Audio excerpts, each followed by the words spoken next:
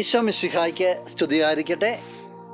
പ്രിയ സഹോദര സഹോദരി, ഇന്ന് നമ്മുടെ കർത്താവിൻ്റെ സ്വർഗാരോഹണ തിരുനാളാണ്.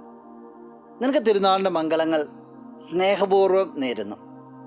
വിശുദ്ധ ലൂക്കാ അറിയിച്ച സുവിശേഷം 24-ാമത്തെ അധ്യായം 51-ാമത്തെ തിരുവചനം ഇങ്ങനെ പറയുന്നു: അനുഗ്രഹിച്ചുകൊണ്ടിരിക്കെ അവൻ അവരിൽ നിന്ന് മറയുകയും സ്വർഗത്തിലേക്ക് സംവഹിക്കപ്പെടുകയും ചെയ്തു. ഈശോയെക്കുറിച്ചാണ് പറയുക.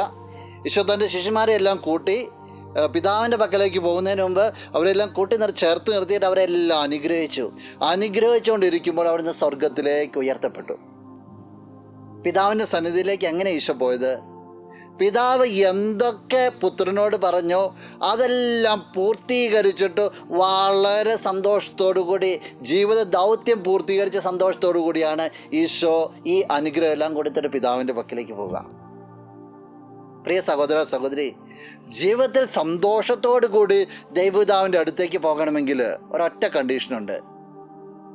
ദൈവം നമ്മോട് ചോദിക്കുന്നതൊക്കെ, ദൈവം നമ്മോട് തോന്നിപ്പിക്കുന്നതൊക്കെ ഈ ലോകത്തിൽ നമ്മൾ പൂർത്തീകരിക്കണം.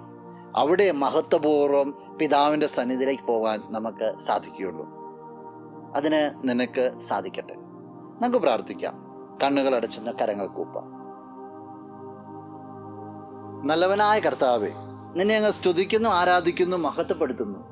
നിന്റെ സ്വർഗാരോഹണത്തെ ഇന്ന് പ്രത്യേകമായിട്ട് ഞങ്ങൾ അനുസ്മരിക്കുമ്പോൾ നിന്നെപ്പോലെ എല്ലാ ഉത്തരവാദിത്തങ്ങളും പൂർത്തീകരിച്ചുകൊണ്ട് നിന്റെ പക്കലേക്ക് കടന്നു വരുവാനായിട്ട് ഈ വ്യക്തിയെ നീ അനുഗ്രഹിക്കണമേ. സകലവിധ നന്മകൾ കൊണ്ടും അനുഗ്രഹങ്ങൾ കൊണ്ടും നിറയണമേ. ജീവിതത്തിന് വേണ്ടതായ സംരക്ഷണം അങ്ങ് നൽകണമേ, ഇപ്പോഴും എപ്പോഴും എന്നേക്കും.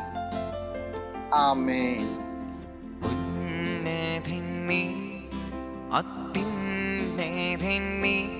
അങ്ങേ പോലൊരു ദൈവമില്ല,